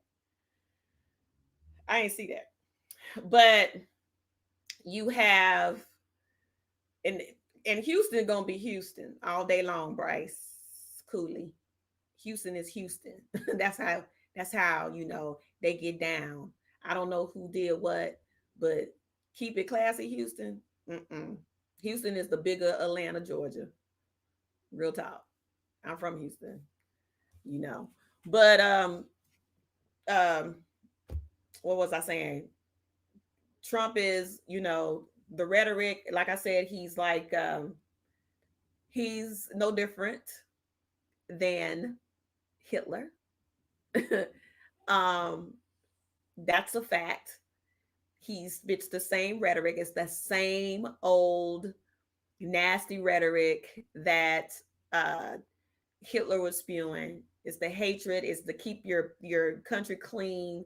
Get rid of all the immigrants that's coming over to this country to infect your people, which is not me or no one of color. It is pretty much the white race because that's how Hitler was. You gotta clean up America. Donald Trump says, sending all these migrants and we're gonna send them home, gather them up, send them back to where they came from. Pretty much same thing Hitler did and said, but he didn't send them home, did he? He sent them to a chamber, right? Auschwitz. So put them on trains and, did what he did. So you have to be careful, Omar, if you're still here, on who you're choosing as someone as your president, or in this case, as your dictator, because people like that are not for us, people of color. We don't look like them. They don't want you around. They don't want you in your circles. Elon Musk is a known racist, right? Very known. Everybody knows who he is. He's going to put him in the White House. I find it very interesting. Stephen Miller, another white nationalist. JD Vance is a white nationalist. Project 25 is full of white nationalists. So it is, it is what it is. Hey, Omar, how are you Hello. today? I'm well. You're well. So how did you feel Yeah, about so what's going on? So did you watch the rally, the Donald Trump rally? I did. Well, I'm just gonna add I'm gonna comment on. I was gonna comment. I can only be here for a few minutes. I have to study, but I'll just comment on my for opinion. I believed that the rally was. I mean, didn't Clinton take power or have like a rally in Madison Square Garden back in the 90s? I feel like this whole uh Madison Square Garden thing where we know that the neo-Nazis back then there was a rally, of American Nazism back in the World War II era, but 1939. I feel like it's all being yeah, I feel like it's being overblown. I was mostly here to talk about my prediction for the election, not Okay. necessarily because you talked about I don't know, somebody said 85 million votes or something. I don't remember. Right. But So I believe it was Tucker Carlson saying that Kamala Harris would get 85 million votes. He said he mm, made like a comment like so that. Somebody there made a comment like that. so I think that with the polls being, I mean, in RC, real clear politics, you look at the polls, and Pennsylvania is Trump's up 0.6. I think Arizona, last time I checked. Oop, he fell off. You fell off. I'll drop the link again. Okay, there you go. All right, Okay. so what I'm trying to say is in 2016, if you look at the polls, with Emerson, New York Times Marist, the Morning Consult, all those polls, they've all had Biden nationally around up 7 to 8 points. And on the, especially Wisconsin was like up 8, Michigan was up like around 9. I just feel like to say, well, I know it could go either way, but I feel like since like polls underestimate like Republicans, or like especially historically in these elections. I know we had the 2022 like supposed red wave, but I mean I feel like the polls were just completely erroneous on when it came to that, because people became complacent. So what I've seen is like a wave of energy, especially from the conservative side. I mean, coming from, you know, a city in Texas where like I don't really see much energy for Kamala Harris. I like I remember when Beto ran for Senate, and I would see Beto signs in predominantly like urban rich areas, but I don't really see many Kamala signs. And honestly, I would see honestly half and half in areas that I used to see like probably 70-30. There's like, especially in my state, there's like I feel like a decline in um I think people are not enthusiastic as I feel like. Well, from my perspective, I feel like the more people listen to her comments. This is how I personally feel. You see that she had this honeymoon phase during her rise, and especially post TNC, people hyped her up. But like with these like blunders that she had with the interviews, and especially after the 60 Minutes was edited and the Fox interview also allowed her to crash. So Omar, this is okay. what I'm getting from you is that, you're always welcome over here and I appreciate you coming here. But it sounds like to me that you listen to a lot of right wing media and you're not listening to both sides, which I find, interesting. Um, and sometimes you know, when you are going to give an opinion like that, it's best to look at all sides, right? So you said that Trump is up in Pennsylvania by 7 points or something like that. I don't know how old that poll is because I mean, I just literally looked at a poll that was done recently that she was up by 6. So, and you can't really look at the poll and like, but what you were saying is true when you had the red wave during the time, and I believe it was in 2016 when Hillary was running. That's when the silent vote of the red wave hit. So, but here's the thing, polls don't win elections. People go out and they vote, and they are the ones who win elections. And I'm in Georgia, and I see very few Trump flags. And I live outside of Atlanta. I live in a more rural, area, but I don't see Trump flags like I used to see. Okay. So that tells me that, people aren't really down with Donald Trump like that. They used to be everywhere. I was seeing the yellow flags, "Don't tread on me" flags everywhere. The would be the Georgia state flag. I would see the flag, the United States of America flag. I would see the "Don't tread on me" flag, and sometimes I would also see the what's the flag that they had? Help me, Natasha Raza. The flag that they had back in the that's okay, Amar. The flag where they had what is the flag that they tore down? Anyway, the Civil War flag that people from the right normally use. I can't even think of it right now. But anyway, that flag. So Donald Trump, you can say one thing and then I can say the opposite, being in Georgia. I'm from Texas, you know that. I saw the I'm sorry, when Kamala Harris went to Texas, people were enthused.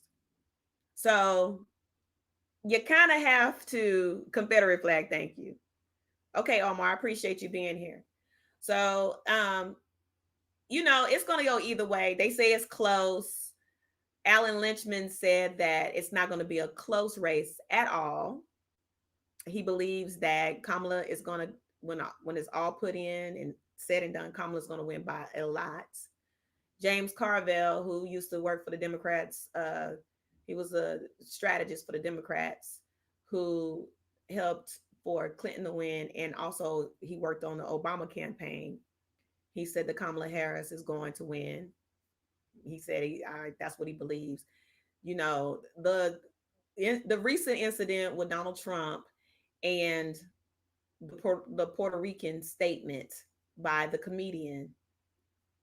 I mean, that's not. I mean, that really damaged his campaign. So he can get up there. I was watching some of this campaign here in Georgia. He's at Georgia Tech. He had a campaign. He literally was standing on stage playing a video, standing there, not saying anything, and playing some video that I know that some of the crowd don't even know what he's talking about or what he was playing, because they probably couldn't even hear it clear. I mean, I just went to the rally that Kamala Harris had here, and so trust me when I tell you, it was packed. We stood in line for 3 hours. I was told it was 23,000 people out there. They were on the field. They were in the stands. 23,000 people. 23,000 people. Excuse me. So people are enthused. More enthused than they were for Hillary Clinton. More enthused than they were when Joe Biden was running. People are enthused because we are making history. This is a historic moment. So, but I understand what you're saying. Melanie Bush? Yeah, who was she saying? Take your meds. I don't know who Melanie is. I don't know if she's on this channel. I don't know. If you're subscribed, I hope you subscribe to the channel. But Omar, let's remember, Omar is young. He is a college student. And, let's not be negative towards Omar. Omar is learning. He is a conservative, and he listens to right-wing media. And so all you can do, and he's very polite. So let's remember that when we talk to Omar. Let's not be rude to Omar. He just has a different view than we have. People are crazy for Kamala in Las Vegas. Okay, that's good. They're crazy everywhere. It's a movement. It is a movement. It's a movement. So that's why I say he's speaking in right-wing media stuff, because if you listen to what he was saying, all the stuff that he's talking about, he's hearing from right-wing media. He's probably listening to podcasts and things like that. And so that's why they said that Kamala needs to sit down with some podcasters, because this is where this generation is getting their news. They're no longer looking at Fox News. They're not looking at mainstream media news. They are literally watching and listening to podcasts and YouTube channels. And a lot of these people, a lot of us out here are basically we're just giving you our opinions. Only few are going to give you facts, and I try to give you the facts, and then I'm giving you my opinions on it. So, Rick George, okay, we're delusional. I'll drop the link and you can come on up and tell us how delusional I am.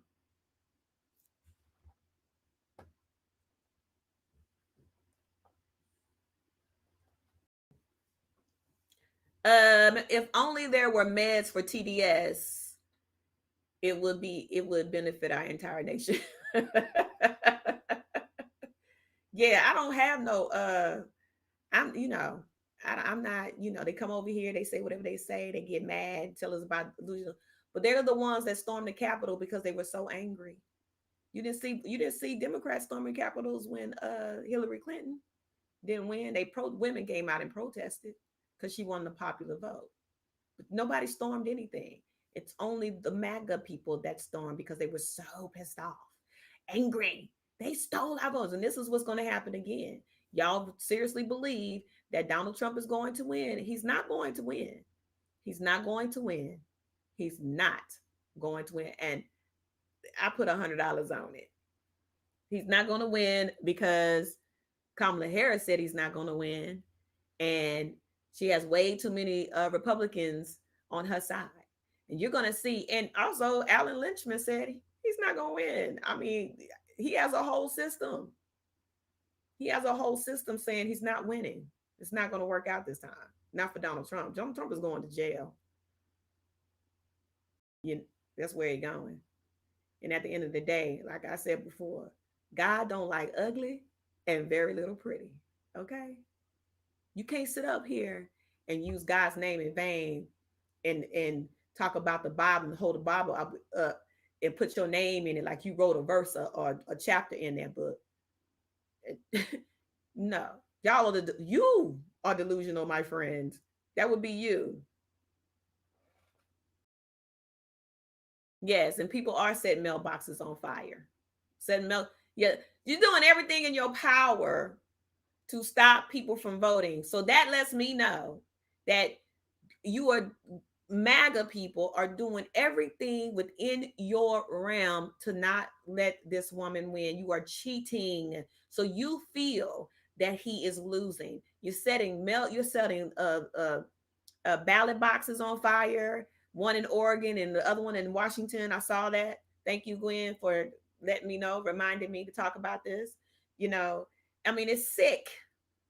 It's sick. You don't want people to early vote. They're just going to get in line and vote. When they get a call saying, everybody was throwing out your ballots, you got to go get in line to vote.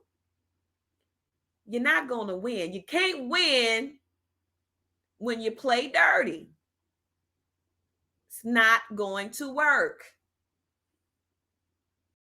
It's already been destined. This woman is going to be in office. She is going to be the president of the United States. Donald Trump, if you are religious or a Christian, or you believe and have faith, okay? So all you Trump supporters that's over here in my little watching this or will watch this, y'all need to calm down and take a chill pill. It's a wrap, okay? So no more threats on my life, whatever y'all try to do. I ain't scared of anybody, but what you do is you slip little nasty messages and stuff, child. I don't even read that stuff, but I let it stay there. Some of that mess I delete and keep it moving. Okay?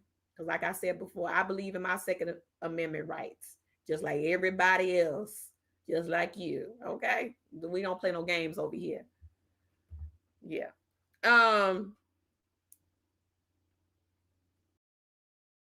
It is so awful. What'd you say, Mel? It is so awful. The hate Trump is spreading. It truly breaks my heart. And it is. That's Donald Trump. That's what he does. That's what he does. So, but that's his way of fighting. It's with lies and rhetoric and hate. That's his way. This ghetto-crat is a bad shit and believes yourself to be Christian. Gonna be mad November 5th. This ghetto-crat? Oh, I ain't from the ghetto, but maybe your mama was. Jersey grit. Jersey, that dirty state. Child, bye. You trying to call somebody ghetto. You don't want it with me, boo. I ain't the one. Tell you right now. Ghetto-crat. Jersey, please. Ain't nothing clean about Jersey. But anyway,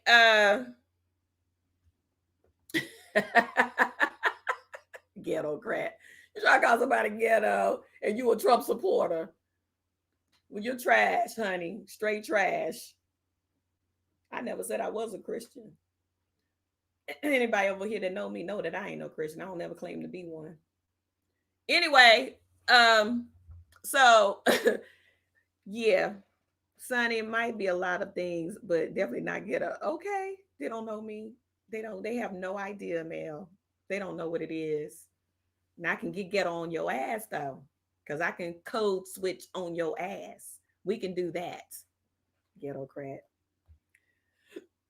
I hope there's some kind of system in place that can track the people that had their ballots in those boxes. I think they do. So what I'm thinking is because what I read, they were telling people to come out and vote. Come back. And I think they're going to get, I don't know if they're going to throw all those ballots out. And if you put your name or put your ballot in that box to just go I don't know if they're going to resend out information. See, that's why I said when you do dirty stuff like that, it doesn't do anything. It doesn't help you. It doesn't help you out when you play dirty. You, like Nene Lee said, you can never win when you play dirty. Never. It is never going to work out for you. Never. Okay. So I don't know if they're going to, I'm not sure if they're going to mail out more ballots to these people, or they're just going to have them or reach out, figure out who it is. Because I'm thinking to myself, how can you figure out whose vote was burned or set on fire? So I'm not sure. So they're either going to toss out all those ballots and inform people who did vote or put their ballot in that particular box, would have to get another ballot to mail in, or just tell them to go and vote in person. I don't know how they're going to do that. And there's a grift. Move on. Move out your grandma's basement, right? Child. People like that don't hurt my feelings. Those are internet bullies. They sit low. They sit in the, like you said, in the basement. Ghetto crap.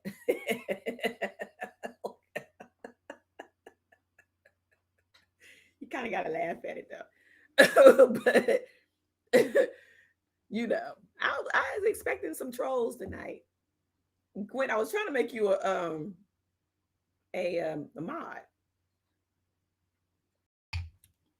but I made the wrong person a mod. I had to go in there and delete it. I was like that. Okay, I'm gonna try to do it again tonight. Anyway, so early voting has already started in New York. I will try to do another video, but it ends, I think, on the 4th. What'd you say? Yeah. And my white eyes is more ghetto than she. I'm not, child. I am not bothered by that little ghetto crat stuff. That's funny to me.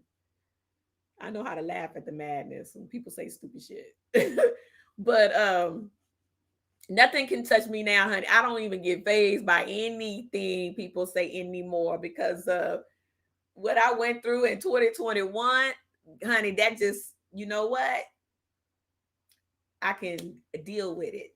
And then I don't get bothered by it, because I know ain't nobody gonna do shit. They just all talk. So what was I gonna say? Oh, so I'm gonna try to do a video on the voting that's happening right now. I know early voting has already started. Texas, I think, started last week, Monday. I do believe you have up until what, the 1st in some states, and then in some states it's up until the 4th, I do believe.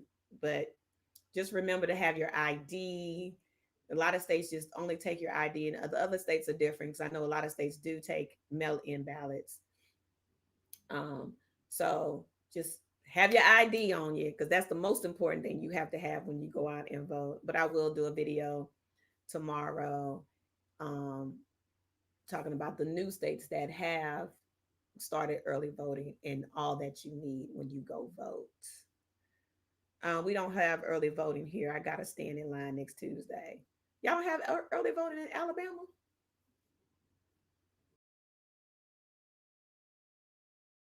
Child, Alabama. Melanie says it's all talk behind the keyboard. It is. It's all talk behind the keyboard. You know, it is what it is. Trust me, I go. Roger Stone came after me on Twitter. Roger Stone. I should post it on my community tab. He called me a spineless something coward, a spineless coward, I think, or a spineless piece of shit. I think that's what he said. The Roger Stone, and it's verified. Oh my God, that's so funny. No, only absentee if you have a valid reason. Okay. So Mel MC said in Alabama they do not have early voting. In Alabama is only absentee. Yes, he needs to chill down. I told him too. I told him about himself.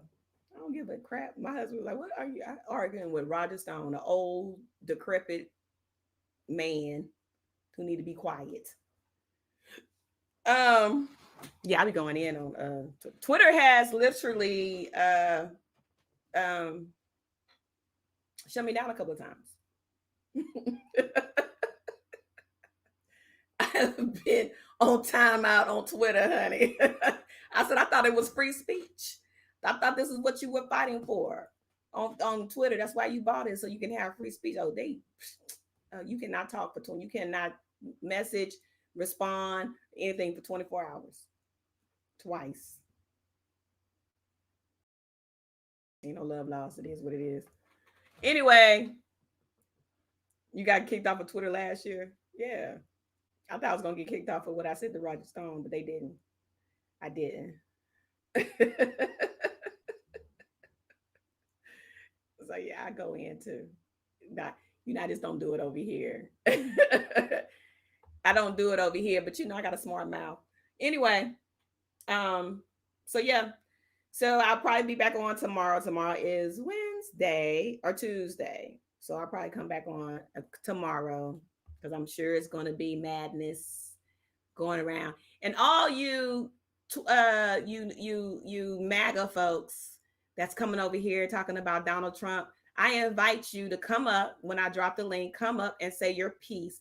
We're not going to get ignorant with one another. I mean, but bye, Sonny. Good night, Natasha. Thank you. But I invite you all to come on over here. I'll drop the link. Let's have a panel. Let's discuss on the reason why you're voting for Donald Trump. And we'll talk about why we're voting for Kamala Harris. Because guess what I have?